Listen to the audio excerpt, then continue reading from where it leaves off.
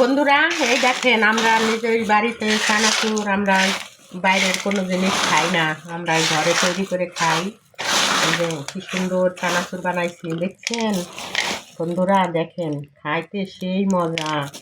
এই আমার একটা দাদা ভাই আছে, সন্ধ্যা লাগলেই কিছু না কিছু তার খাইতেই হবে, তাই যে ঘরে চানাচুর বানাই রাখি।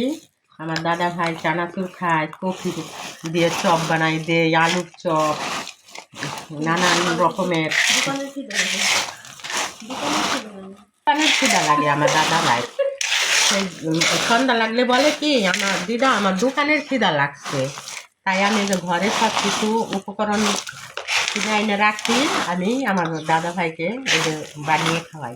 দেখেন এই যে আমার দাদা ভাই, তাই আমার দাদা ভাইকে বেশি বেশি করে লাইক করবেন, আর আমার চ্যানেলটাকে আপনারা সাবস্ক্রাইব করবেন আর শেয়ার করে দিবেন, বেশি বেশি করে শেয়ার করবেন বন্ধুরা, আমাকে একটু আপনারা সহযোগিতা করুন।